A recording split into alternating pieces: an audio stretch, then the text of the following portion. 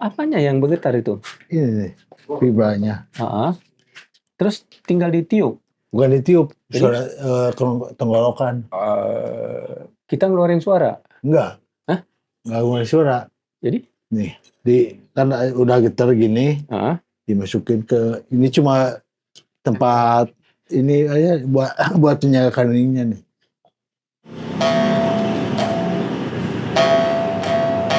Ini nggak diapa-apain, ini kalau ditarik.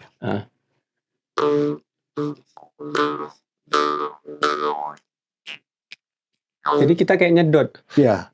Kayak ngerokok? Ya, deepnya lah. Suara deep. Ini unik, makanya gue bikin Cunning Attack juga. Awalnya mah instrumen gak terkenal, nggak populer lah. Populernya cuma bambu tuh calung sama angklung doang. Makanya gue bikin grup Cunning Attack, nggak eksplorasi instrumen-instrumen yang nggak terkenal. Yang namanya karinding ini pasti dari bambu. Awalnya pakai pelepah aren, cuma karena bahannya susah, pakai bambu. Pelepah, oke. Pelepah aren. Daun aren, batang daun aren, pelepahnya. Asalnya, cuma karena sekarang susah bahannya, pakai bambu. Ini Ancient Civilization yang ada di Indonesia, nggak hanya Indonesia, orang luar juga ada. Pakai, cuma beda materinya, pakai logam, namanya Juz Hap.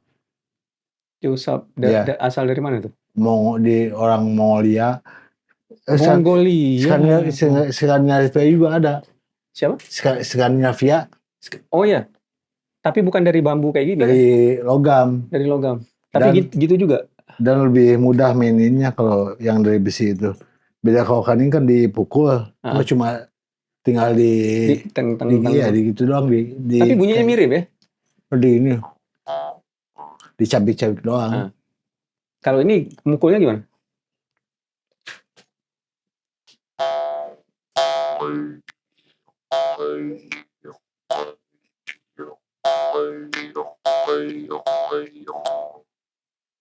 Oke.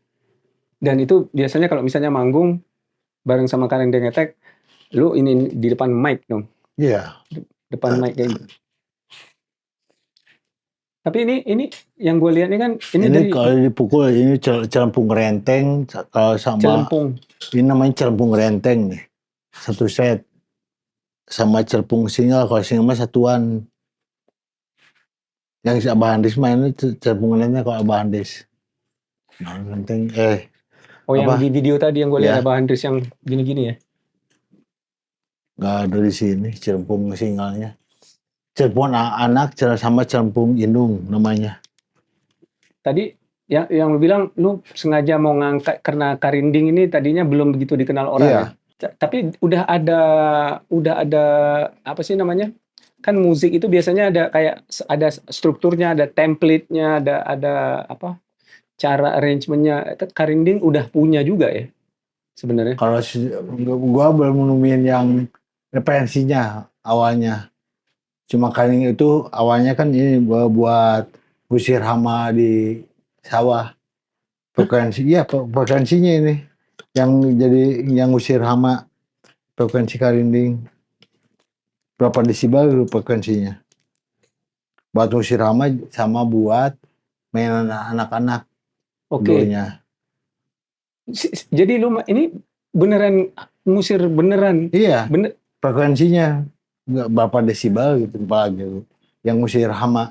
Ini juga celempung segala macam. Bukan kalau ini enggak ya. Kalau yang ini ya. Bukan ini iya. Kalau yang itu. Frekuensinya. Sampai ini apa? Pernah ngelakuin temen gua, pohon yang ditanam yang dikaningin sama yang enggak lebih subur yang di musik bunyiin karinding. Asal muasalnya gimana ya? Gue penasaran jadinya. Soalnya ini tuh kan Jadi vibrasinya kan dari ini nih. Ya. Dan bikinnya ini one piece kan, bukan kayak Ya. ditempel kan. Gue penasaran idenya dari mana yang pertama bisa bikin Oh, ini nggak nih. tahu kalau udah zaman dulunya yang bikin punya pertama kali bikin ini. Tapi ini jadi apanya Karinding Attack itu kan ada signature lu tuh, Iya. signature series jadi artinya kan. Karinding signature series. Keren banget menurut gua. Kayaknya gua tuh buat makanya ditandai gini sama pakai ini buat sampel ini. Karena kan buat sampel mau tur ke luar lagi. Kayaknya Oke. tahun ini mudah-mudahan lah. Lagi nyari, lagi nunggu kabar. Mudah-mudahan bisa tahun ini ke Eropa lagi. Tapi biasanya format Karinding Attack ini kan artinya sebenarnya mirip kayak ngeband ya. Ya band aja cuma instrumennya bambu Iya, semua.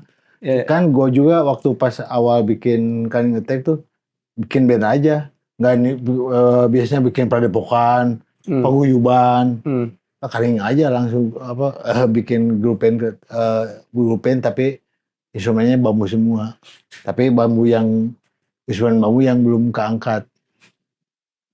Dan itu kalau ini namanya Karinding, yang lain kan beda nih. Ya. Jadi bukan maksudnya Karindingnya jadi lead instrumen kan, bukan kayak gitu kan.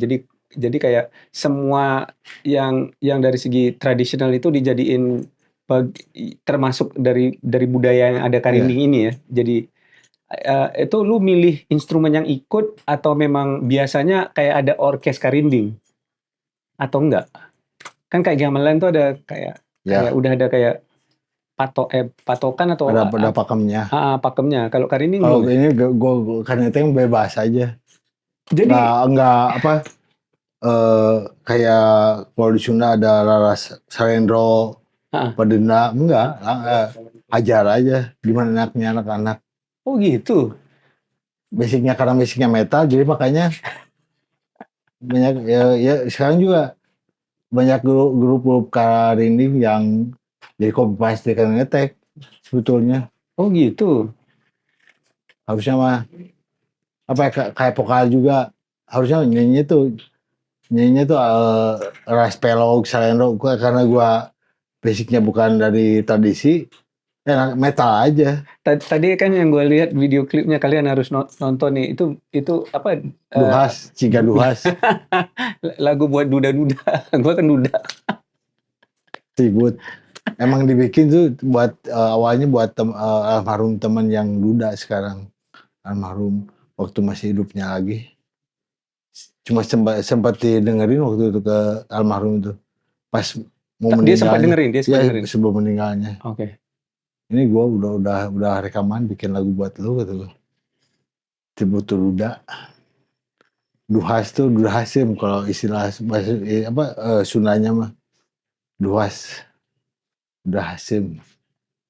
Itu udah bisa, kalau ada yang mau nonton udah bisa nonton di YouTube atau iya, udah di YouTube dari tahun ini Karinding Attack ya? Ya 2022 bikin lagu itu.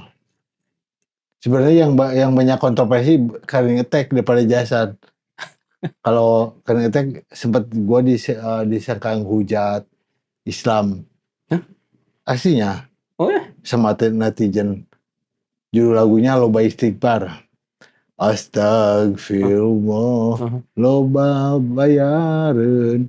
Astagfirullah, loba nu nagih.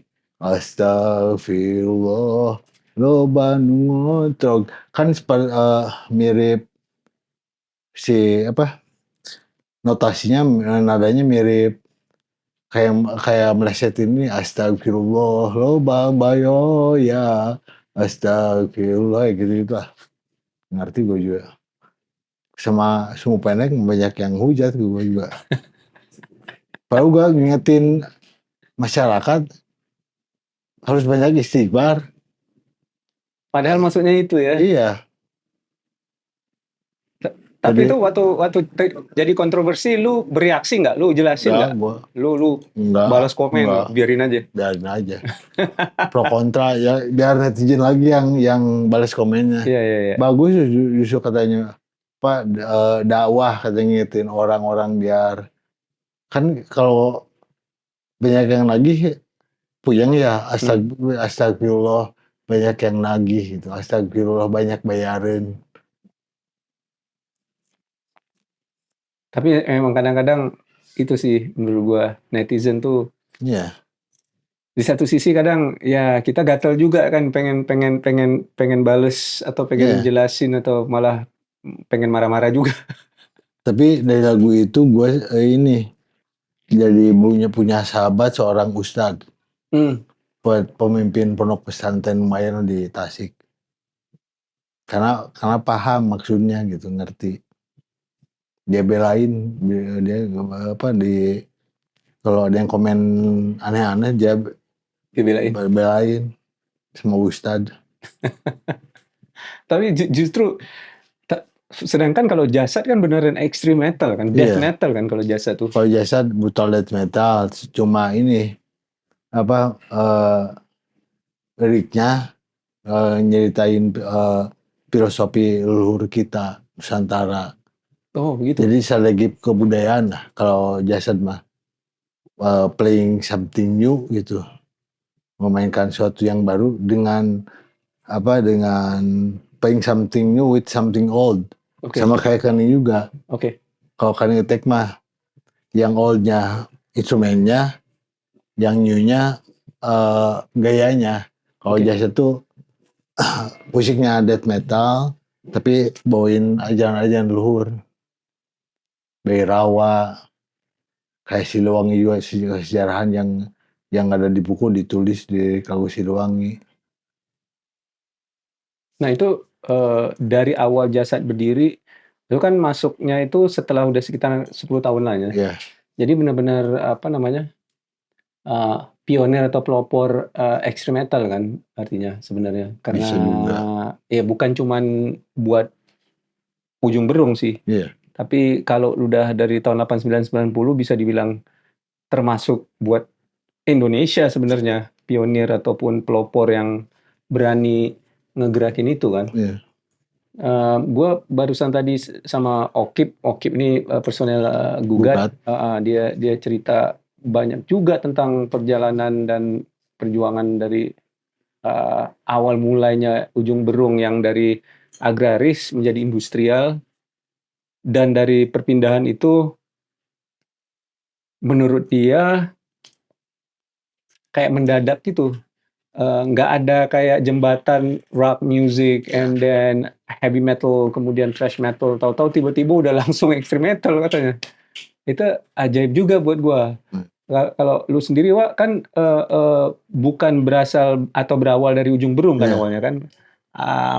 Nah itu bisa mampir kemari di ya kebetulan kita lagi di Remains di Ujung Berung beneran bersama lu. Pertama kali kita ketemu akhirnya. Iya. Finally. Gue dari dulu penasaran karena gue ngelihat lu kan jadinya dutanya budaya jadinya di satu sisi ya. Iya. Dengan apa namanya gaya pakai ini apa namanya Ikat ikat Sunda. ikat Sunda ya kan. Udah jadi lu yang pertama sih menurut gue yang gue lihat ya. Udah jadi ikonik menurut gue. Iya. Udah jadi ikon, your image yang benar-benar bawa budaya. Gue malah argumen nggak kebanyak orang kenapa orang mungkin nggak paham gitu loh. Sebenarnya lu sendiri dan kalian itu di mata gue tribal ya, karena mau unsur tribal di dalam musiknya. Sebenarnya tribal kan kita kan suku ya kan, budaya etnis dan tanda kutip. Waktu lu berawal kenal sama Jasad tuh emang kena satu scene atau lu kebetulan kenal atau ketemu atau gimana? Karena akhirnya kan diajak masuk ke dalam Jasad. Kalau gua awalnya beda tongkongan sama Jasad di Ujung. Kalau gua tongkongan ini Margahayu di Metro sama Infemi dulu tongkongan sama banyak band lah di Margahayu. Jauh dari sini. Dekat di Margahayu, dekat dari sini. Karena enaknya nggak kayak Jakarta Utara, Timur, Iya, Barat gitu, iya. jauh banget. Jauh. Di sini kan dekat, Oke. cuma bayar tongkongan doang, tapi pernah kenal sama Oke. anak-anak jasa dulu juga. Gitu. Walaupun nggak satu tongkongan, tapi kenal sama anak-anak jasa awalnya. Nggak bersaing kan? Tapi enggak Nggak bersaing. ada persaingan waktu Oke. itu. Terus bisa kan udah punya. Nah, lu udah ngeband kan waktu itu? Udah, band gua pertama di Bandung tuh Injected Suffrage. Itu bawain musiknya? Musiknya gore grind sama grindcore lah. Udah ngeri kali. udah ngeri. And itu band pertama? Iya, band pertama. Pertama kali ngeband udah bawa Go Grind langsung? Iya. Oke. Sama Plasmawid. Plasmawid juga bandnya grindcore kalau Plasmawid. Oke. Jadi Plasmawid dulu. Injected Suffrage, langsung Plasmawid, Oke. langsung Jasad. Baru Jasad. Itu kan semua extreme metal tuh, apalagi Iya. di era-era itu. Jadi pertama kali lu mulai main musik, wah emang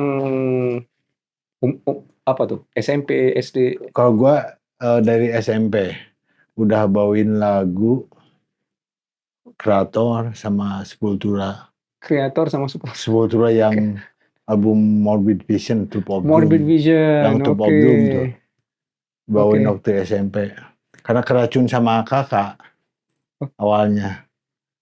Kan kakak cowok semua, Oke. keracunin. Gitu. Jadi mereka udah dengerin itu, Iya, zaman itu. Oke. sama radio juga. Kalau di Garut ada radio Rugeri namanya AM, bukan FM. Kalau di Bandung mah FM JMR. Kalau di Garut mah ini radio Rugeri AM. Dan mereka setel Iya, Kreator. iya itulah. Oke. Metal semua. Oke. Nah, kan masih SMP tuh. Iya. Dari sisi kan langsung itu kan di zaman itu ya, itu kan keras banget sih sebenarnya. Udah benar-benar sangat dianggap super. Sebenarnya sekarang pun itu masih keras banget sebenarnya. Mungkin karena orang udah lebih biasa aja kalau lu anak metal ya. Apa yang bikin lu waktu SMP denger itu langsung, sebelumnya nggak denger metal kan sebelumnya? Benerin. Soalnya sih keseharian udah ini. Udah Iya. dari kamar kakak gitu. Iya. Oke. Tapi begitu denger itu langsung kayak jatuh cinta gitu. Langsung jatuh cinta. Udah, cowok banget itu juga. Musiknya cowok banget itu. Tapi apa vokal? Langsung vokal? Vokal. Bukan kayak instrumen? Bukan. Oh langsung vokal? Ya. Jadi udah mulai kayak nge-growl dari SMP? Dari SMP. Itu belajar dari siapa? Kulik-kulik aja sendiri. Serius? Iya. Kulik-kulik aja sendiri? Coba-coba aja gitu? Oh ini diginiin gitu. Jadi tahu. Beda jadi dengan zaman sekarang. Kalau zaman sekarang tinggal lihat tutorial YouTube. Jadi waktu itu kan namanya SMP ya, nggak ada yang bisa ditanya juga kan? Iya. Bisa growling tuh kan bukannya awalnya jadi karena belum ngerti teknik vokal sakit ya? Ya pasti awal-awal mah ini sakit sama batuk. Apalagi kalau vokal Kreator. Vokalnya kan semi cempreng gitu. Iya, semi cempreng. Itu kalau itu masih ada kayak bisa dibilang masih ada lantunan sebenarnya. Tapi lebih sakit. Lebih sakit itu. Iya. Oke. Ketimbang growl. Lebih sakit. Suara-suara kayak Kreator gitu. Ya. Extreme Aggression ya. Iya. Album itu kan pasti. Iya. Ini lagunya Sampai Wilas. Sampai Wilas. Kreator waktu pertama nyanyiin. Sama pas SMP itu. Bisa. Sampai Wilas sama ini Troop of Doom. Kalau Sepulturanya. Terrorizer juga pernah bawain waktu SMP Terrorizer Terrorizer. Oh, oke. Fear of Napalm, lagu Fear of Napalm. Jadi pas SMP itu udah langsung ngeband bawain lagu-lagu kayak Ya, gitu, growling dan bisa bawain cara nyanyinya ya, kreator juga. ya. Oke. And udah ada emang gua nggak ngerti kondisi scene di sini ya. U- Manggungnya tuh apa nih? Anak-anak bikin gig, festival Waktu kah? SMP mah ini maunya acara perpisahan aja. Acara berpisah. Kalau enggak acara 17-an. Oke. SMP mah. Enggak kayak sekarang. Banyak yang bikin event Ah, gig gitu. jadi acara perpisahan nih, Acara tapi perpisahan, bawainnya ya itu. kalau enggak 17-an. Kayak gitu gimana tanggapan orang-orang yang nonton tuh ya? Nggak tahu tuh. Soalnya guru gua waktu SMP sempat nyetopin lagu apa ini kata teriak-teriak. Tapi ya guru tersebut waktu pas gua reuni SMP tuh ketemu dia nakis malah nggak nyangka lu bakal konsisten tetap gua bisa dapat teman orang mana-mana karena musik ini kata saya. Kalau saya nggak konsisten main musik metal mah ya pasti teman nggak bakal kayak sekarang koneksi Ya, kalau nggak konsisten musik metal. nggak bakal jadi judge di Wacken ya. Jadi banyak teman malah ini kata saya ke guru tuh. Sekarang saya banyak teman dari Indonesia bahkan orang luar juga katanya dengan dengan suka lantarannya musik metal. Kalau saya main musik pop nggak tahu katanya. Ya. Banyak teman nggak tahu nggak. Tapi waktu itu kan pasti namanya orang tua ya. Mereka gimana tuh? Mendukung, asik-asik Ah, aja, asik-asik aja orang tua asik-asik aja gue. ya. Slow orang tua gue. Slow aja ya. Slow aja. Dan memutuskan untuk serius beneran ngeband atau sebagai musisi atau emang kayak nggak sengaja jadi masuk ke situ. Pasti kan orang tua tetap kan pengen kuliah atau apa. Kalau gue awalnya pas beres SMA tuh tamat SMA pengen kuliah di Singapura malah. Hmm. Jurusan sound engineer. Oke, Pengen sound engineer. ke musik karena keterbatasan dana gitu nggak sempat kuliah.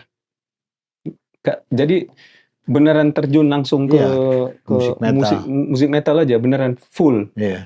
Nggak ada kayak sambil kerja yang lain. Nggak. Wow. Paling juga sempat gua buka sablonan. Oke. Karena ini sabon kaset waktu dulu, kaset, t-shirt, berhenti nyablon tuh gua tahun 2011. Oke, jadi dari awal mulai itu sampai 2011 sekian lama itu masih nyablon sambil Ya, ngeband.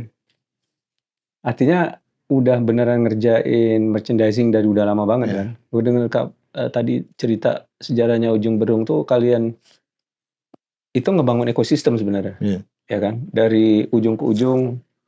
Sementara informasi kan masih minim. Jadi dia cerita entah ada teman misalnya bisa bawa entah majalah atau buku, itu yang dibaca, ya. siapa yang diwawancara, oh ternyata misalnya Megadeth gitu, ternyata begini, harus ada kru, ada apa, dan kalian ngejalanin, ngebangun itu sendiri tanpa ada referensi apa-apa gitu loh. Ya. Itu gue Karena sampai ini respect banget. dulu mah majalah juga di fotokopi, dapat Iya kan? biar Iya. dapat informasinya juga gitu. Dan ini juga gue ingat banget tahun 94 itu tuh ya kali kedua apa kali ketiga gue kemari, kebetulan harus ke Bandung pertama kali, and then kalau nggak salah kali kedua gue sama Pai deh waktu itu ya, mampir di Bandung Indah Plaza BIP. Oh di BIP. Lucu banget bareng sama Pai yang bikin band BIP. Sebelum itu gue pernah dibawa sama dia ke BIP gitu ya kan, dan di situ gue ngeliat di pinggiran gitu loh jualan apa tablature gitar segala macam yang shredding yang Jakarta nggak ada. Gua nggak pernah lihat di Indonesia waktu itu. Dan anak-anak juga bilang nggak ada Zra di sini. Ketemunya ada di Bandung dan dijual di pinggiran itu dari fotokopian yang dijilid. Iya kan sampai covernya gitu. Jadi gua ngeliat artinya Bandung dari dulu udah lebih maju sebenarnya. Ya, bedanya Jakarta cuman karena mainstream industrinya gitu loh. Ekosistem yang terbentuk gara-gara itu ya. Sementara di Bandung tuh secara independen ya bikininnya sendiri, informasi kayak gitu malah karena harga jualnya juga nggak gitu mahal tuh. Gue lupa berapa ya, 15-20 ribu atau berapa gitu. Udah Jadi itu paling nggak nyampe 20 nggak ribu. nyampe ya, nggak nyampe. Gue nggak inget soalnya. Itu kan sebelum Krismon ya, jadi harganya masih berapa gitu. Paling 1.000 sampai 5.000 lah. 1.000 sampai 5.000 ya, ya. Tapi salut juga karena bukan masalah. Gue nggak mau bicara masalah copyright lah, nggak usah bahas itu lah. Poin gue adalah itu kan salah satu cara nyebarin kan informasinya jadinya ya kan semua orang bisa akses karena ya lu tinggal beli dan gue pernah datang lagi entah berapa tahun kemudian masih ada gitu loh ya kan. Jadi itu beneran di sharing dan bedanya kalau di Bandung kalian beneran jalanin gitu loh, itu yang gue lihat awal-awal. Jadi eh, eh, karena kesempatan manggung pas perpisahan atau pas Agustusan, gue dengar tadi apa Bandung Berisik tuh sebenarnya Awalnya dari 17-an. 17-an. Artinya kan jarang banget tuh ya. Nah kalian sendiri karena jarang banget manggung, itu gimana ceritanya ngebangun budaya ngebandnya ya? Kan budaya ngeband tuh artinya harus manggung ya. Iya. Biasanya kalau jarang banget manggung, tapi kalian tetap. Ya makanya bikin acara sendiri. Bikin acara sendiri Bandung Berisik. Kalau di ujung itu Bandung Berisik sama Bandung Death Fest. Itu Bandung Berisik dan Death Fest itu dari apa? 90-an akhir. Kalau Bandung Death Fest mah dari tahun 2006 sampai 2012. Kalau Bandung Berisik dari tahun awalnya dari tahun 96. Bandung Berisik. Jadi bikin aja acara. Makanya ramai acara di Bandung. Karena tiap komunitas pasti punya bikin acara. Hula Balo, Bandung Berisik. Kalau di saya waktu zaman itu di Margahayu bikin ini Bandung Underground. Jadi mandiri lah, ngedik kita lebih mandiri. Beda dengan anak sekarang. Kalau anak sekarang manja. Iya. Tapi waktu itu oke, Jasad kan dari tahun 89, masuknya tahun 99, nah kalau dari segi diskografi, dari segi rilisan kan gimana tuh untuk production rekaman sendiri di era itu sebelum era 2000-an ya.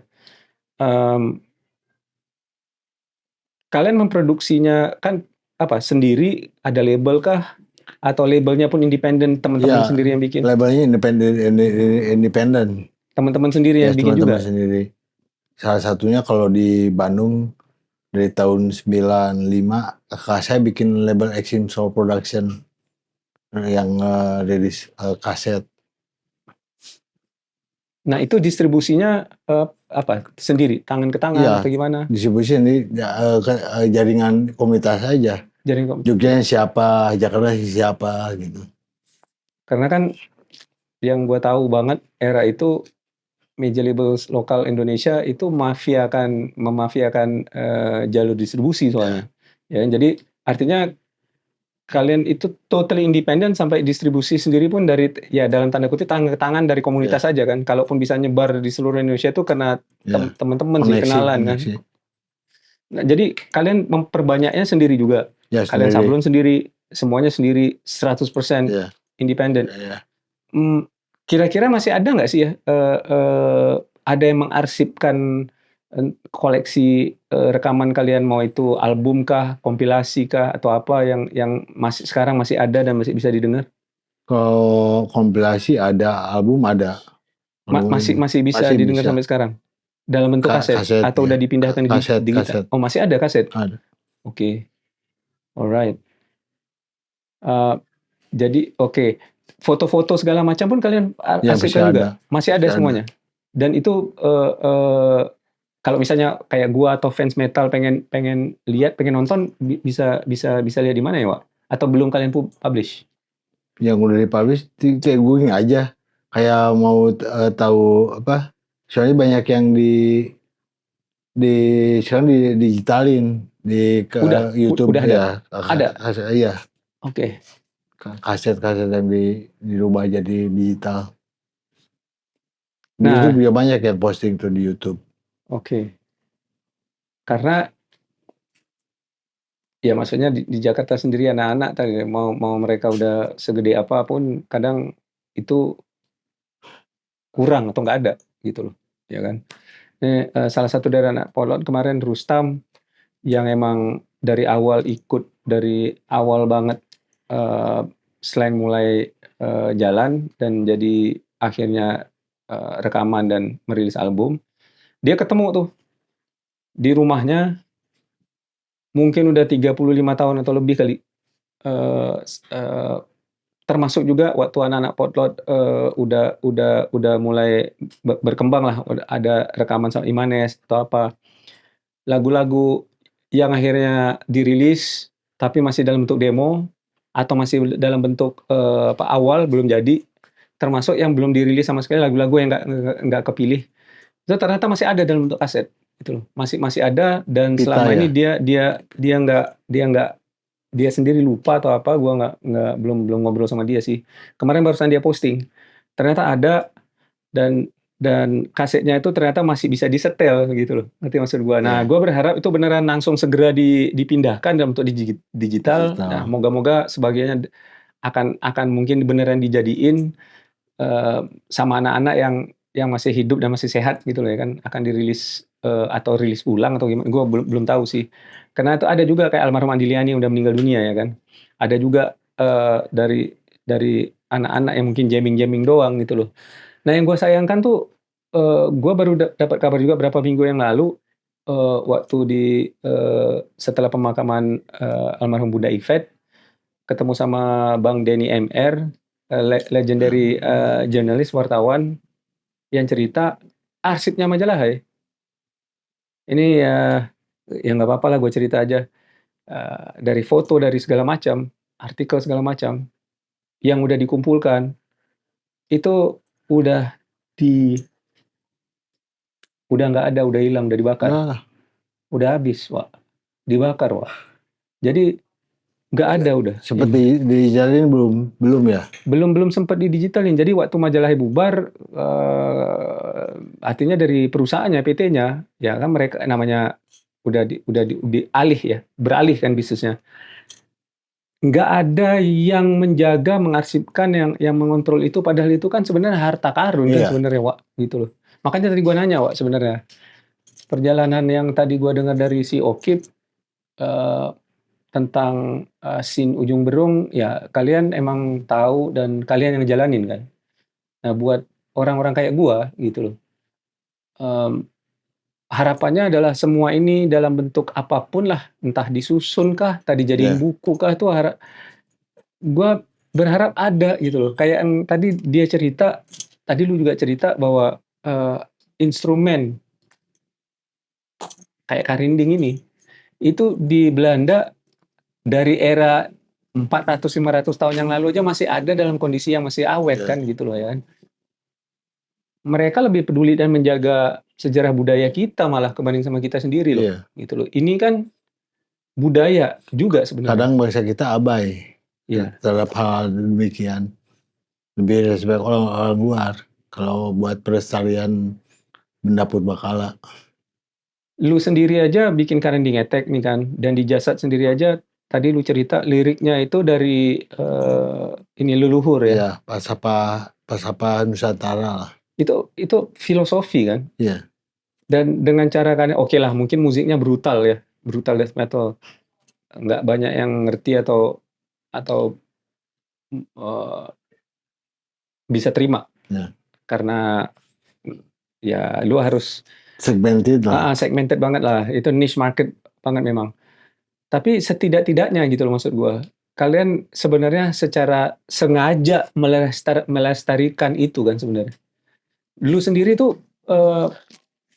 ketika bergabung sama Jasad sebagai vokalis, nerusin itu, ada membawa perubahan dalam style kah? Atau lu memang sengaja ngebawa budaya ke dalam dalam Awalnya lagu gue Jasad? juga waktu pas gabung sama Jasad masih kayak metalhead yang lain, nggak kepikiran tentang Oh, oke. mualaf jadi orang Indonesia.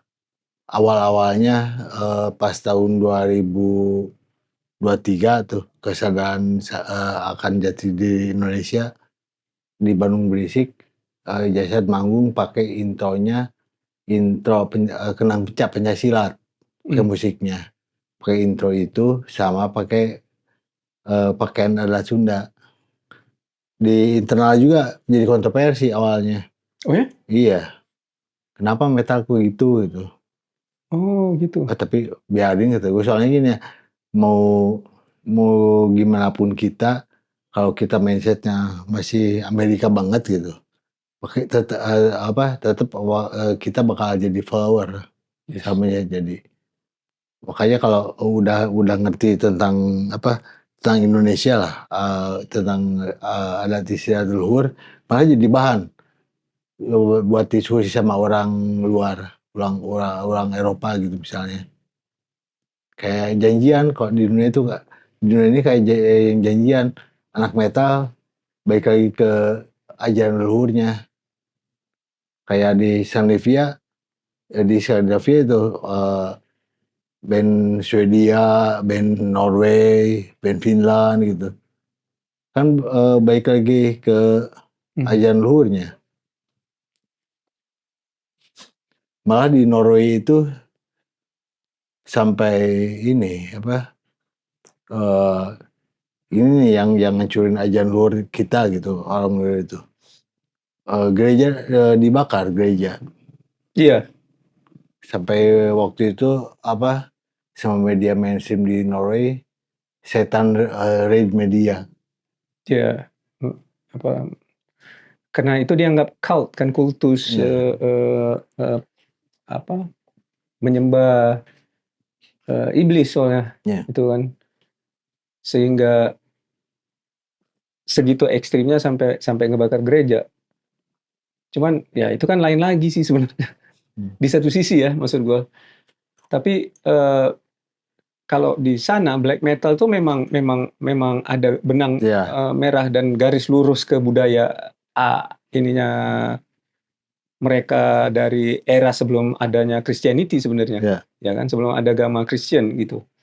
Dan secara musikal, kita kita tahu classical music ya dari Eropa sebelah sana iya, sebenarnya, dan itu kan mendunia jadinya. Sehingga sebagian darinya itu akhirnya berevolusi ya iya. jadi musik modern yang kita tahu sekarang kan. And then ya pecahan turunannya lagi, belum lagi akhirnya bercampur dengan blues yang jadi rock and roll, jadi rock, sampai akhirnya jadi metal kan. Mmm, ketika lu ngomong kayak gitu tuh, kan tadi lu bilang ada kontroversi ya, Pak, ya. Iya. Kok metal jadi kayak gini?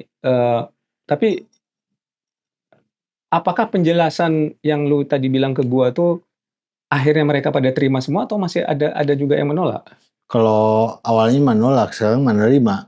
Awalnya masih oke, Iya, oke. awalnya jadi kontroversi banyak.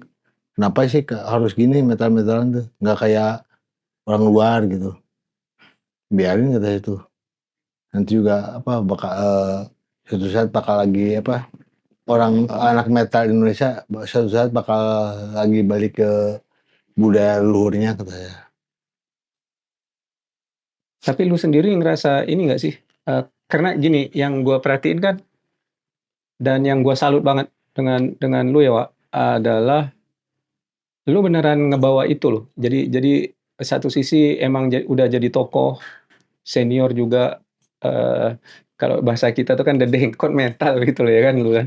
Eee, tapi juga, eee, ngebawa budaya, ya kan, ngebawa, hal-hal yang, apa sih, dari, ininya apa, Sunda ya, Ya, ya kan? Dan itu kan, eee, kayak sebagai contohnya, pas Down for Life main di Wacken kan, mereka minimalnya ya, kan sebelum itu kan ada juga band Indonesia yang udah main di Wacken ya, yang terpilih dari ada kompetisi kan. Ya, Nah, mereka juga Wacken Metal Battle. Wacken Metal Battle, dan mereka juga bawa ada budaya Indonesianya. Setidak-tidaknya ada yang mereka memperkenalkan gitu loh menurut gua. Dan kalau di sana itu kan beneran di at least di mata gua sebagai pengamat gitu loh. Justru itu yang mereka beneran yang mereka cari. terima kan. Itu yang ngasih warna kayak apa ya, kayak penyegaran kan sebenarnya. Gue pernah baca Max Cavalera, dan sebenarnya si aduh kok gue lupa siapa nama gitarisnya Sepultura. Andres Kisser. Andres Kisser bilang sebenarnya kalau misalnya orang banyak yang menyatakan ini kurang metal, bukan metal atau apa gitu loh ya kan. Mereka tuh lupa metal tuh sebenarnya ada gabungan segala macam influence musik. Apa aja sebenarnya. Itu yang bikin metal tuh jadi begitu. Metal tuh selalu menabrak gitu loh. Bahkan yang lebih berani gitu loh. Tapi kenapa kok, dan mereka berdua pun bukan mengeluh sih, tapi mereka berdua juga mempermasalahkan kenapa kok fans metal banyak yang menyatakan bahwa metal tuh harus begini aja. Ya kan, kayak awal thrash metal lahir kan, fansnya heavy metal banyak yang nolak kan. Ya, apaan sih, makanya dipanggil thrash kan, sampah ini apaan sih gitu ya kan. Nah, kalian ngerasain itu nggak sih waktu memperjuangkan itu? Dan kan beda banget ya. Kayak polaritas yang berbeda kan dulu sama sekarang kan. Kalian ngerasain dihujat terus nggak sih dulu? Enggak. Atau kalau di Ujung Berung dan wilayah sini itu orang asik-asik aja gitu. Asik-asik aja ya. Jadi nggak ada yang ngerasa kayak entah dari siapa, keluarga lah, emak-emak lah, ibu-ibu, atau siapa yang menghujat atau mempermasalahkan, enggak ya? Jadi kalian nggak pernah ngerasa sebagai anak metal tuh kayak dikucilkan kan? Enggak kan? Nah itu keren banget menurut gua. Gua nggak pernah menyangka, maksudnya sampai sekarang gua masih mendengar anak-anak sekarang loh, ya, yang merasa karena dia suka metal, dia kayak dikucilin gitu loh. Ya. Gua gak ada. Dulu oke lah, gue masih paham gitu loh. Sekarang masih begitu juga, gue bingung gitu. Ini maksudnya dikucilin gimana sih? Dan kalian sendiri nggak ngalamin itu ya? Itu keren banget menurut gue. Ini apakah mungkin masyarakat di sekitar Bandung dan Ujung Berung tuh lebih open minded ya dari Jakarta? Bagaimana ya? Nggak tahu itu, kurang ngerti. Bisa jadi begitu loh. Makanya kalian tuh bisa, bukan hanya bisa memulai, kalian bisa bikin ekosistemnya loh. Kalian bisa bertahan sampai sekarang. Itu gila menurut gua. Ya kan? Kalau misalnya ini bukan Jakarta versus Bandung ya, bukan. Jangan salah paham gitu. Tapi kalau gue hitung-hitung ya, kita bicara band yang dari era itu, Wak, lebih banyak bertahannya band yang dari Bandung, men. Ujung Berung apalagi gitu, kebanding sama Jakarta gitu loh.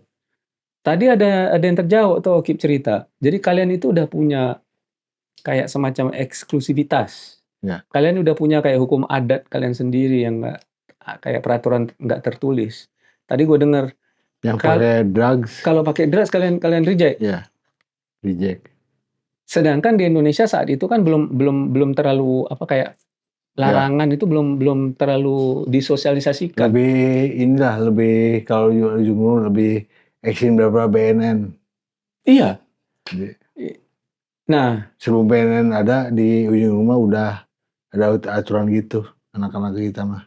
Gue baru dengar cerita kayak misalnya teman-teman kayak misalnya contoh Kimung sendiri di apa? Bukan cuma ditegur ya. Agar ada dikucilin karena waktu dulu dia pakai dulu ya, dulu zaman masih dia pakai almarhum Ivan Skambek di permasalahan juga ya kan. Jadi buat yang belum tahu, almarhum Ivan Skambek itu adalah vokalis Burger Kill yang pertama. Jadi kalau si Okip tadi cerita cuma dibolehin pas latihan doang, setelah itu harus pergi. Sementara bukannya maksudnya gimana ya, kami waktu di potlot dulu malah menerima, bukan malah ngucilin. Yang akhirnya hancur gitu loh, ya kan, kelar. Gue salut, gue respect, kalian itu bisa menjaga dan kalian beneran kayak ada semacam ini kayak udah kayak di film-film jadinya kayak menurut gua jadinya ya kan.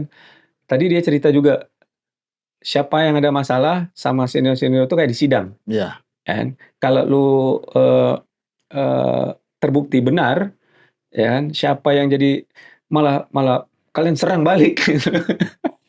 Berantem, ya. Tapi kalau dinilai salah, keplak gitu ya.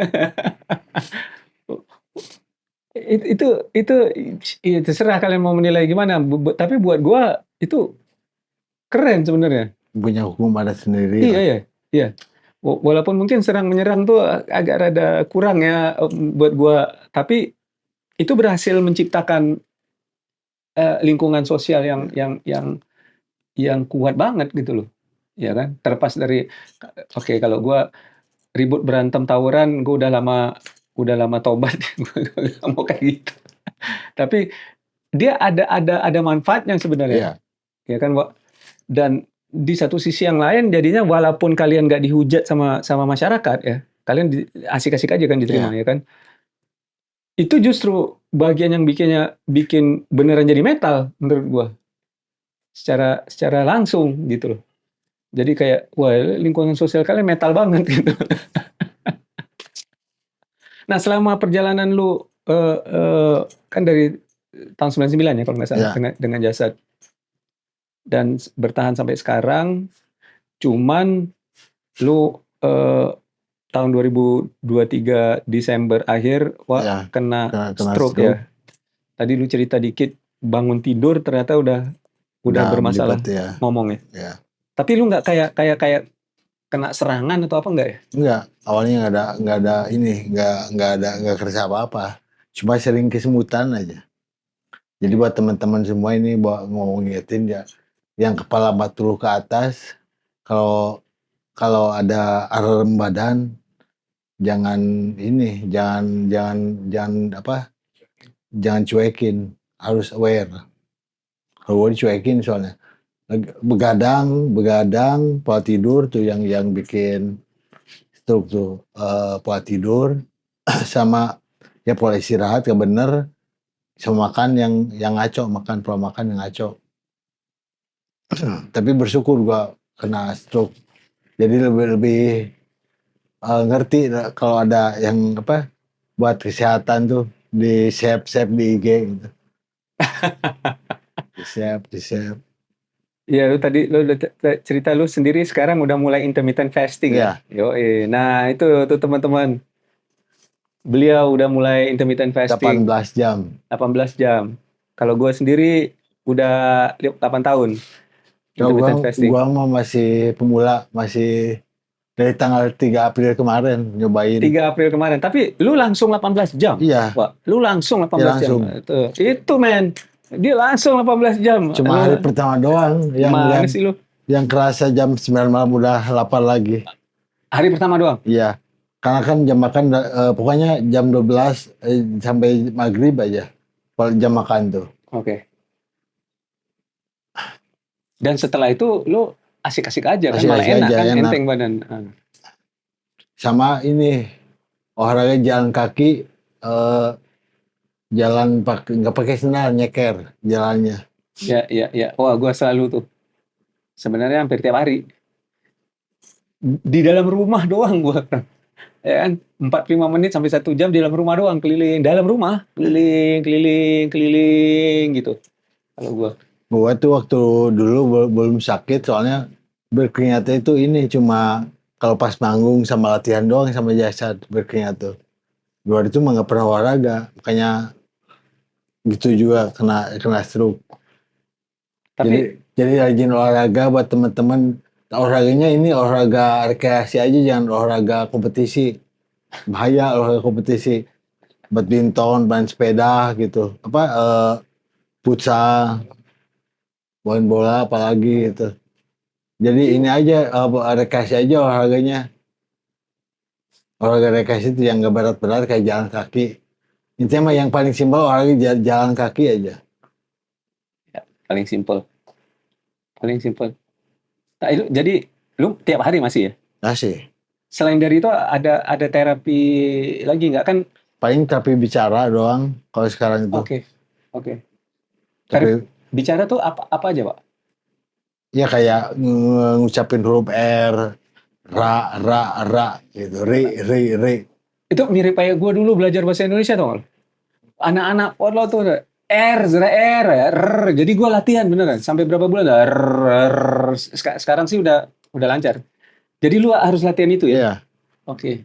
Sama ini seni pijit ini. Dipijit. Sarap-sarap ini kan biar biar apa biar baik lagi bagus lagi dipijit sekitar sini aja. Oke.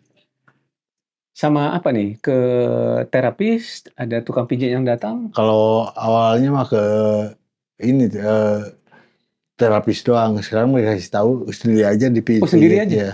Oke, oke, oke. Berapa lama tuh, Wak? Tiap hari? Tiap hari? Ya paling 10 menit tiap 10 hari. menitan. 5 Gimana menit sih, Wak? 10 menit. Gue juga pengen. Iya.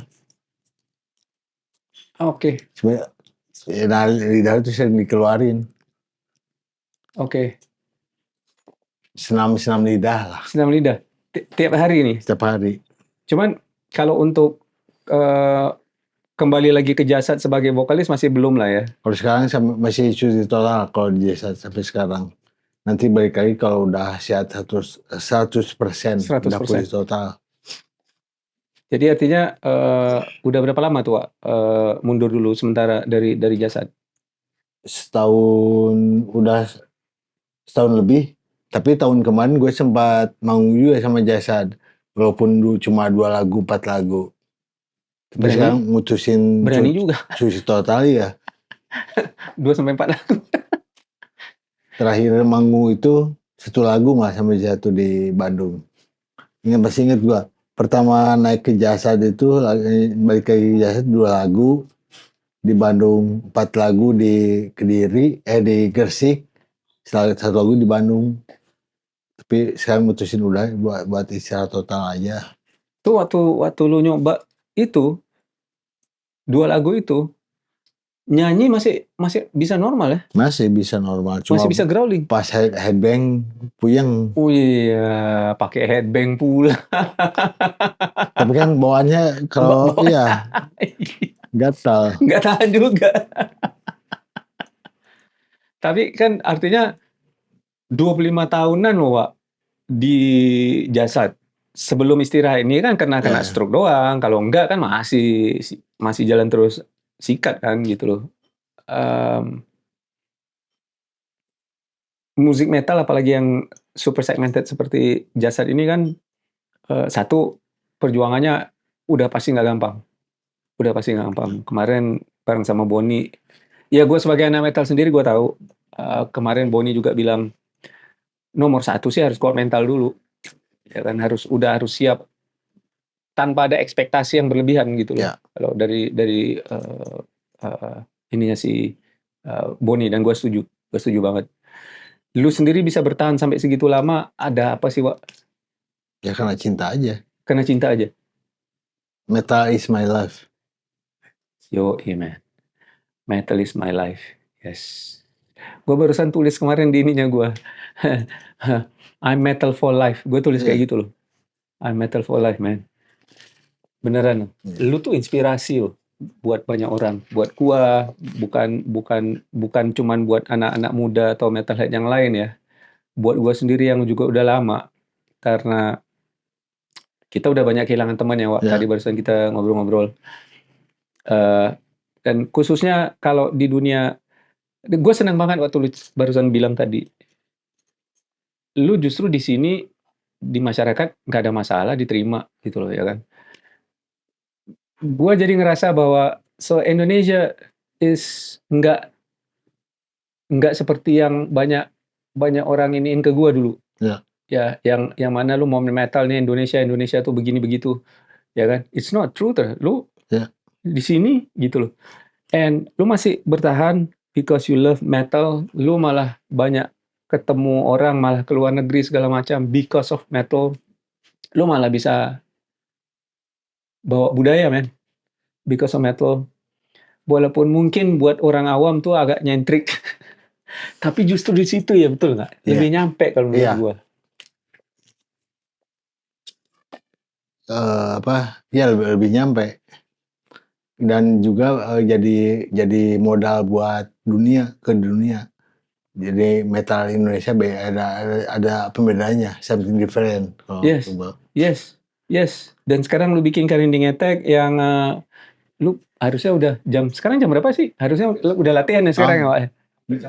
nanti udah maghrib belum pada kumpul Oh, anak-anak belum pada juga. kumpul. Jadi kita masih bisa ngobrol dikit. Iya, Gua. nyantai aja, Oke. Nggak apa-apa kan? Masih bisa. Masih bisa. Oke, oke. nyantai aja. Masih bisa. Oke. Oke. Nggak, tadi kalau ternyata udah harus mulai, gua 30 menit lagi. 30 menit lagi aman. Aman, Oke, aman. sip, sip, sip. Anak-anak juga belum pada datang. Oke, oke.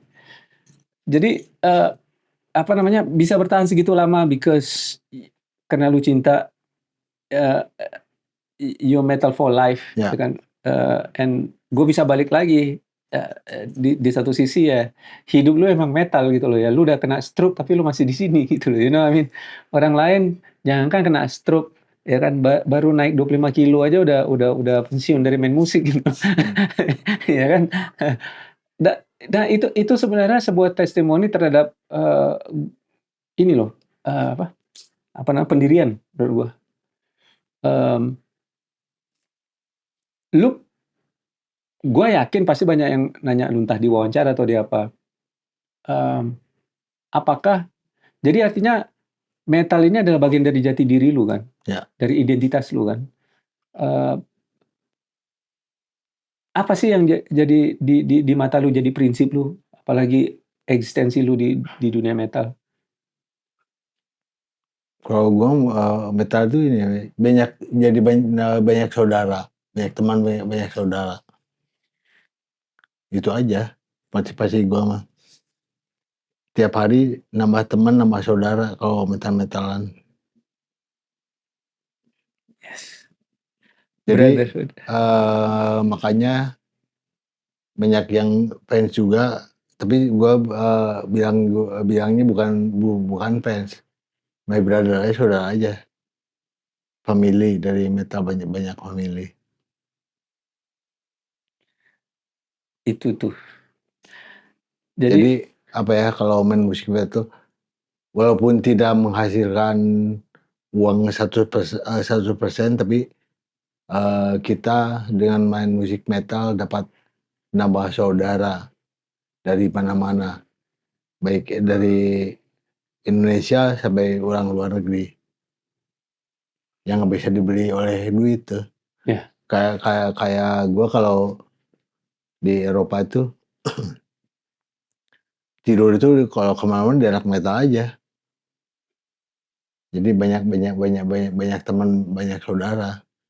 Malah makan juga gratis karena di rumahnya dia tidur. Nah, itu yang ada temen gua cewek cewek Indonesia malah.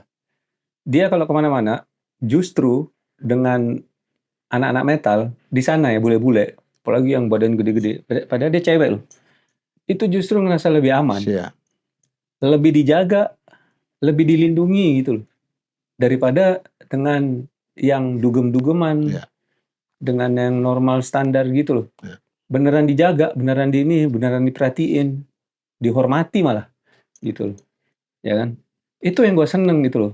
Sementara ya, you know, orang di sini ya, tuh banyak yang menganggap bahwa karena musiknya terdengar cadas, brutal atau apa gitu loh. Ya. Apalagi death metal, metal kematian gitu ya kan, atau apalah namanya gitu. Maka terus kita hitam-hitam gini pula, belum lagi yang tatoan gitu. Sementara sekarang banyak banget yang tatoan nggak ada hubungan sama metal ya kan. Ya. Jadinya terkesan seperti ugal-ugalan doang, violent, apa namanya, kekerasan. Padahal enggak gitu loh. Kan brotherhood-nya gitu loh. Ya, Itu yang orang banyak nggak persaudaranya paham gitu sebenarnya. yang masyarakat umum itu terang ini rasa persaudaraan kita Yes. Bahkan tidak hanya nasional, global. Kalau gua lagi di luar gitu, apalagi lagi di Jerman tuh mau ke weekend, dari bandara juga udah lihat baju aja loh. Masih bir gitu. Malah gue sempat ini kondisi RP0 waktu itu di Austria. Pakai baju metal kan gue biasa gitu. Aduh, lagi pengen lapar, pengen ini, pengen ngopi. Duit udah nggak punya, udah ini.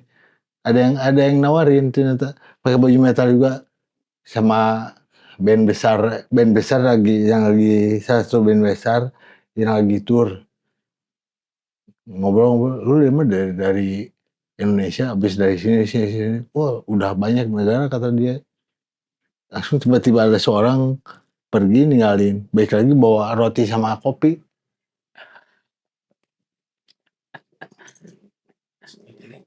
Asik. Tanpa diminta gitu. Ngerasain. Berarti, oh ini lapar gitu. Capek lapar. Kan gue itu waktu di Austria itu pas balik dari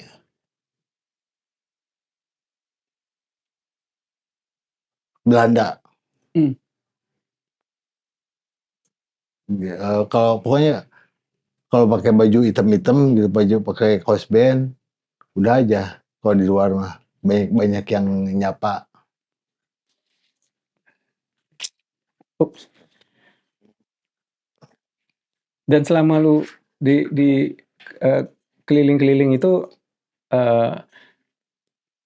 brotherhood-nya sama ya kan? Ya, Nggak kayak kesannya kayak kita emang udah kenal lama gitu. ya. Kayak di ini aja, waktu pertama banget Jasad manggung di Ceko tuh, pertama ke Eropa di Ceko.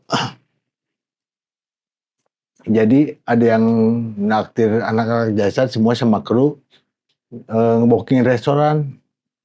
Saking dia suka musik Jasad, ditakdir di booking, ditutup restorannya. Oh ya? Iya, di booking semua. Wah. Gue juga makan sampai 2 kali waktu itu. Makan di satu, makan lagi di Ceko. Wah, keren banget. Dan itu tahun kapan ya, Pak? Yang di Ceko? 2015 pertama Okay. Jasad ke Eropa di acara Obscene Extreme. Oh, oke. Setelah itu ada main titik lain nggak? Lanjut di Inggris, Bloodstock. Oh, ke Inggris? Ya, beres Ceko langsung Bloodstock bareng sama BK. Kalau BK kan gue bikin program Bandung Blasting awalnya. Jadi band-band gue applyin ke festival-festival di luar. Tapi yang nyangutnya cuma Jasad sama Barfield doang. Waktu tahun 2015 tuh. Bandung Blasting gue juga pengennya mah ini se-Indonesia, tapi kan kalau se-Indonesia puyeng ini ya kurasinya. Gue waktu dulu band Bandung aja gue kirimin semua. Tapi yang nyangutnya cuma 2 band. Kalau tahun 2000 pertama kali Jasad ke Eropa tuh tahun 2015 kan. Awal-awalnya cuma di ini Asia Tenggara awal manggung mah. Tapi waktu pertama kali ke Eropa kan, wah, kaget itu. Excited banget. Mana di Obscene Extreme lagi pertama manggung. Kan Obscene Extreme itu the most freaky and friendly festival on the orang-orang pakai pakai cowok pakai penonton pakai renang, cewek pakai sama cowok gitu. Tapi ketawa-ketawa aja. Obscene Extreme. Ada yang aneh nggak pas kalian manggung atau ngerasa bedanya dengan di Indonesia apa waktu yang lu rasain?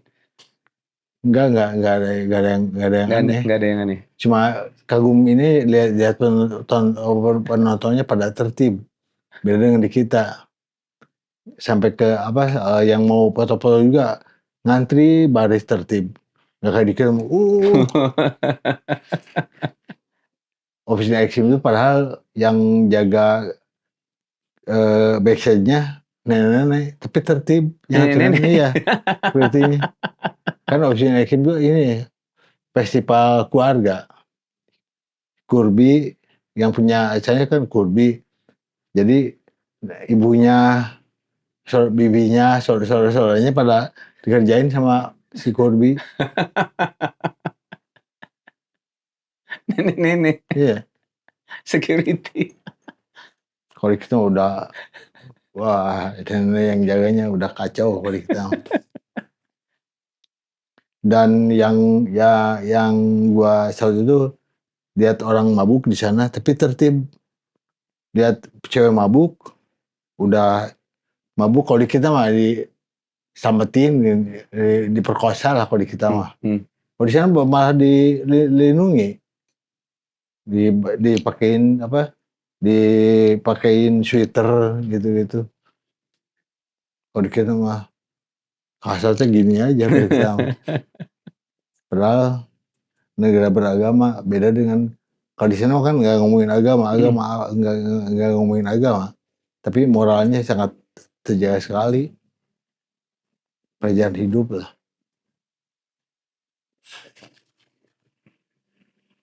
Pas kalian manggungnya malam waktu kalian Manggungnya sore, kan kalau di Opsin Exhibit itu manggungnya 2 kali manggung. Pertama sore sama after party-nya, after party show. Jadi private lah acara after party-nya. Itu malam. Jadi yang di festival Opsin udah pada balik semua. Yang benar-benar suka jadi standby nungguin jasa main di after party-nya. Tapi lebih apa ya? Lebih intens, deketnya tuh lebih kerasa. Karena cuma paling di dalam ini, di dalam booth, di dalam tenda sirkus lah. Paling yang 500 orangan lah yang nontonnya. Jadi lebih kerasa kedekatan kitanya. Malah yang kayak itu lihat teknisi gitar kru mau ini cewek pernah manggul kabinet dipanggul sama dia. Kalau di kita mah kan pasti cewek cakep gitu udah males buat angkut kayak yang gitu dan ngerti juga. Iya, nggak mungkin juga angkat kabinet. Bukan, iya di sini. Iya, kalau di sini mah kerjaan cowok lah. Iya. Dan ngerti juga dianya, nggak sedar jadi kuliah angkut doang teknisinya. Jadi kalau pengalaman mau di luar negeri, nggak usah bawa ini ya, nggak usah bawa kru, soalnya di sana juga jago-jago SDM-nya. Cukup personil aja sama dokumenter paling. Buat temen-temen nih yang rencana tur keluar, cukup bawa dokumenter doang sama tukang jualan merchandise lah. Kalian bawa waktu itu? Atau bawa merchandise bawa. Habis pasti kan? Habis. Kalau di kita mah nanti dulu deh. Gitu. CD habis, t-shirt habis. Nah dari situ kan kalian ke Inggris, ke UK. Inggris. Di mana tadi mainnya? Di Bloodstock. Di Bloodstock ya.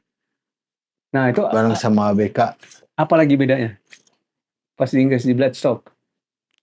Nggak ada bedanya, cuma kalau di Bloodstock gua tidurnya di camp bareng sama Berkill. Oke. Kalau di Ceko dikasih hotel kan sama Kurbi sama penyelenggaranya. Cuma yang banyak kenangan tuh di di Blastok sama Eben sama almarhum. Almarhum Eben. Ya, banyak kenangan banget ya di sana tuh. Malam-malam tuh pas malam-malam anak-anak kemana kan aku kaget bukan kaget, khawatir lu pada balik ke tenda, taunya lagi pada jalan-jalan di ini malam-malam kan bapak panggung itu si Blasok gitu lagi pada di tempat party DJ anak-anak lihat cewek cekir cewek saya teh cewek Inggris. Nah pas di Inggris tuh malah ada yang datang jauh banget dari mana ya, kan di Derby Blasok tuh perjalanan darat 6 jam, cewek orang Inggris juga pengen ketemu sama kita gitu, sama jasad sama BK, pakai taksi datang juga, borong taksi dia. Pakai taksi Iya, 6 jam. iya. Buset. Nggak tahu berapa pounds itu. Wah, gila di sana 6 jam naik taksi. Booking taksi. Wah, gila.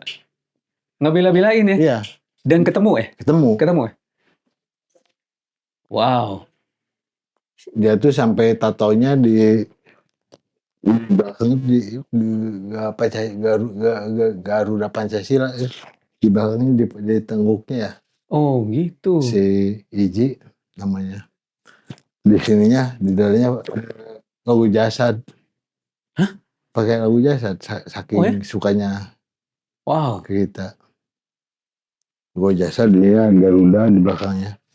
Dia itu kenapa tato Garuda karena jasad bikin lagu ada lagu judulnya Cengkram Garuda. Nanyain apa ini filosofinya, jelasin sama gua. Makanya dia tato Garuda juga. Wow. Kayak Melanu Subono kan di punggungnya Garuda gede. gede. Kalau dia di belakang si Ici itu. Ngebela-belain naik taksi sampai 6 jam. Wah, gokil. Lu ya pasti kaget juga kali ya. Jauh-jauh ke sana ketemu sama fans sampai segitunya. Ya kan? Artinya sebenarnya band-band kita beneran bisa tembus di sana. Ya. Sebenarnya. Kita tuh cuma sebesar negara doang lah. Ya. Industri metalnya di kita masih belum maju kayak di luar. Ya. Besar negara kita mah. Ya. Tapi good or bad, Indonesia is my home. Yes, Pak. Ya, sepakat. Sepakat, Pak. Makanya gua masih single juga. Apa hubungannya, Pak? Lu masih single. Gua Apa tahun hubungannya? 2015 tuh ada yang nyusulin orang London ke sini ke Bandung. Oke. 8 hari sampai 8 hari dia di tempat gua di sini diskusi ke depannya kita mau gimananya. Intinya pada ujungnya mah dia nggak mau tinggal di sini, gua nggak mau tinggal di sana. Oke, kalau dia mau tinggal di sini, lu udah menikah kali? Iya. Dengan dia? Iya. Dianya nggak mau tinggal di sini, ya udah. Good or bad, Indonesia is my home. Emang benar kalau di luar mah kan tertib, enak. Tapi di kita juga, walaupun suasananya brengsek banget itu, tapi this is my home. Yes. Yang harus kita benahi bersama. Kalau gua tinggal di sana mah kayak onani, berarti asik sendiri berarti. Ya kan?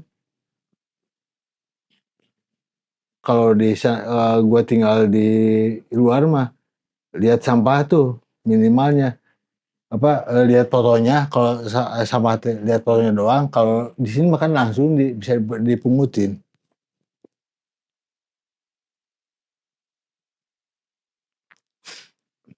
-2015 ya itu kejadiannya. Ya. sebenarnya. Jadi kalau lu nggak punya prinsip itu nggak ada hal jadinya kan, Ya. lu pasti udah 8 hari dia di sini tuh berusaha bujuk lu. Iya, biar mau tinggal di sana. Ini emang nggak mau lah. Sama-sama nggak mau, dia juga nggak mau tinggal di sini. Lihat lalu lintas kan, wah rudet di sini dia. Kaget, banyak kagetnya dia tinggal di sini. Mau jebang jalan aja di sini mah harus nunggu sepi. Bah dikerasonin kalau ada kita masih nyebrang. Kalau di sana mah kan yang pakai kendaraan bakal pasti berhenti. Pasti berhenti ya? Iya, Iya pasti. ngasih jalan Iya. yang nyebrang. Ya, Lebih more human lah kalau di sana. Lebih hargain manusia yang lainnya ketimbang di sini. Ya, tapi mau gimana? This is my home. ya makanya gue juga akhirnya pulang ke sini, Wak. Iya, Orang banyak yang bilang lu udah enak di sana, ngapain di sini, Zra? ya kan intinya mah kalau lihat ada sampah itu cuma fotonya doang gitu. Iya, iya. Kalau tinggal di sana, kalau di sini mah tinggal bersihin langsung. Iya, iya, iya, iya. Iya. Nah, oke. Sorry, kan lu yang angkat masalah masalah lu masih single, Ya, lu yang ya, ngomong ya. ya. Tadi aja lu ngasih denger gua lagu dua Duhas. Duhas, Persatuan Duda Indonesia Indonesia Prihatin. Prihatin. Duhas itu Duda Hasim. Oke, ada cewek Inggris, tapi lu nggak mau pindah ke sana, Ya. dia nggak mau pindah kemari. Oke, gua ngerti. Nah, kan cewek Indonesia kan banyak, Wah. Gimana tuh, Wak? Ya, tapi belum nemu yang frekuensi lah. Nah, gini loh, segitu banyaknya cewek itu nggak ada Ya, satu pun yang mudah-mudahan suatu sefrekuensi. saat nanti ada yang nemu yang sefrekuensi. Tapi kan kalau just for fun banyak. Apaan? Just for fun Oh, banyak. ya, kalau Tapi mau pan. iya, just for fun, buat just for fun banyak. Tapi kan buat temen hidup sampai mati. Buat partai hidup sampai mati.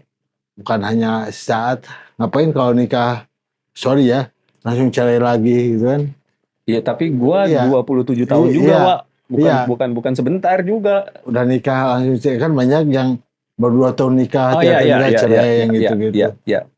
Mendingan Terlalu banyak iya, sih sekarang, setahun 2 tahun tahun 2 tahun 3 tahun cerai Iya. lagi. Iya.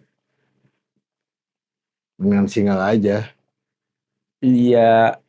Kalau gua sekarang iya. Enggak, gua nggak masalahin, karena satu itu pilihan ya. Ya. Kedua kan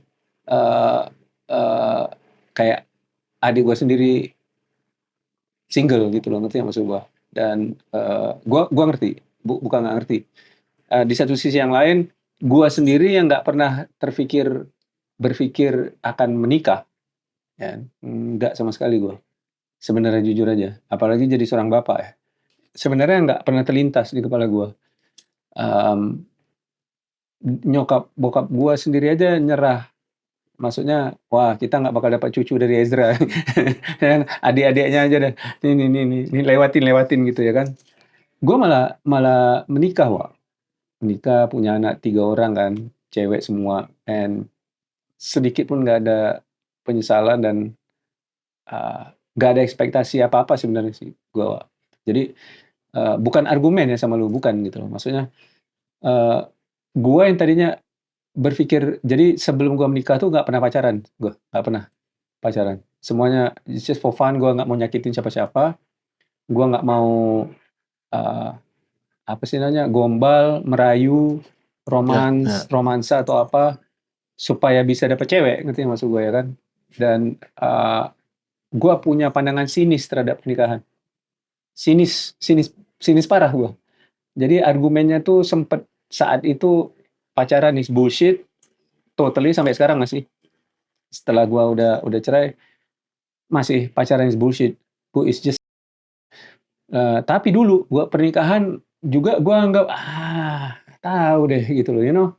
But gua married, ngerti nggak maksud gua? Ya. Dan alhamdulillah sebenarnya actually gitu loh. terlepas dari akhirnya jadi nggak sejalan gitu maksudnya, terlepas dari itu. It was great, Wak. It was great, Wak, ya. Nah, kalau misalnya mau frekuensi, gua bisa bilang sekarang nggak sefrekuensi sebenarnya. Karena selera musik sangat beda, pandangan segala macamnya sangat beda. Jadi kayak dua polar opposite, Wak, kayak dua polaritas yang berbeda sebenarnya gitu loh. Tapi justru bisa beneran, jadi asik sebenarnya. Terlepas dari akhirnya begini ya gitu loh. Tapi itu nggak ada niat buat gua sama sekali ya sebenarnya untuk, "Ah, kalau ada apa-apa entar gua cerai." Nggak ada, nggak ada sama sekali Hmm. malah dari guanya ya kan. Eee, Sepanjang pernikahan gua itu surprise buat gua sebenarnya, Wak. Bisa surprise aja. Ini pandangan gua ya, gua bukannya mau Ya. mengamalkan nonton lo menikah dong, enggak gitu loh, Wak. Gua cuma ngasih pandangan seorang yang tadinya berpikir kayak gitu loh. Gua terjun bebas gitu loh ya kan, and it was actually pretty good gitu loh. Actually itu nyelamatin gua loh, Wak. Kalau enggak gua udah lama mati, Wak. Jadi Hmm. kalau gua nggak punya istri itu gua udah mati udah lama, serius. Oh, Lahirnya anak gua. karena pakai ya lu kalau lu Iya, baru kena pakai. drugs. Gua hancur kan. Jadi, eee, adanya anak gua tuh itu akhirnya jadi kayak apa ya, kayak tanpa gua sadari itu kayak tali yang gua masih pegang gitu, Wak, gitu. Jadi, eee, I don't know, mungkin bedanya gua sama lu adalah gua nggak ada dalam tanda kutip "social support" waktu itu, Wak. Keluarga gua di sini ya anak-anak potlot sebenarnya. Keluarga gua sendiri nggak nyambung sama gua gitu loh ya kan, jadi gua nggak punya itu. Lu di sini dengan your friends di sini ujung berung dan sebagainya, lu udah punya that Ya. social support, gua nggak punya itu gitu loh. Jadi kalau nggak ada, istri gua saat itu sama anak gua yang baru lahir tuh, pegangan gua orang tua gua dari negeri, gua nggak nyambung juga sama mereka, ribut mulu kerjanya gitu loh kan. Apa pegangan gua jadinya, Wak, gitu. Jadi kayak jangkar, Wak, sebenarnya, Wak. Akhirnya gua menilainya ini personal, experience doang ya, bukan pendapat ya. Eee, Sepertinya nggak perlu harus kayak ada hal-hal yang sama-sama kita suka dan senang bareng-bareng, ngerti maksud gua? Ya. Selera ininya mirip misalnya atau apa gitu, ada opini atau sekian banyak prinsip hidup harus sama juga, nggak perlu juga kayak gitu jadinya. Karena gua nggak pernah nyari itu. Gua nggak pacaran sama bini gua, Hmm. gua langsung tembak dia. Lu bayangin gua nembak dia tuh pas lagi pakau, Wak. Kan goblok, gua lagi pakau, "Mau nggak lu jadi istri gua sah secara kerukunan agama?" Nggak ada pakai pacaran, dan dia bilang iya, Wak. Gua kaget gua, sampai sekarang tuh pertanyaan sebenarnya, kenapa kok lu bisa bilang iya ya? Gitu loh. Nah, gua punya anak 3 orang, asik gitu loh, ya kan. Anak gua yang paling gede, jadi malah nyambung sekarang sama gua dari segi selera musik. Sekarang dia dengerin yang growling, yang pig squeal segala Nah, macam. bagus lah. Bagus. Eee, itu juga di luar dugaan gua loh. Jadi maksud gua tuh, eee eee, lu lu lu menurut gua udah jadi ikon, lu udah perjalanan segini panjang, you know, as a metal, hero menurut gua. I think kalau sampai dapet, Wak, gitu loh ya kan, gua datang, Wak, ke wedding lu, Wak. Ya mudah-mudahan lah. Ya kan, jadi nanti lu akan bikin lagu baru di Karinding. Bukan yang tadi, gitu loh, Wak. Udah 30 menit ya? Oke, udah. Wak, wah, kayaknya obrolan kita, Siap, siap. udah sampai di sini dulu. Gua tahu lu udah mau latihan entar lagi. Gua sekali lagi salut, segan sama lu, Wak. You are an inspiration. Thank you so much. Akhirnya kita kenalan, bisa ngobrol seperti ini. Oke ya. Moga-moga kita ketemu lagi ya, Wak, ya. Ya, Jangan amin. cuman sampai Ya, di sini jangan. doang. Ya. Thank you so Yang much. sekarang doang. Ah.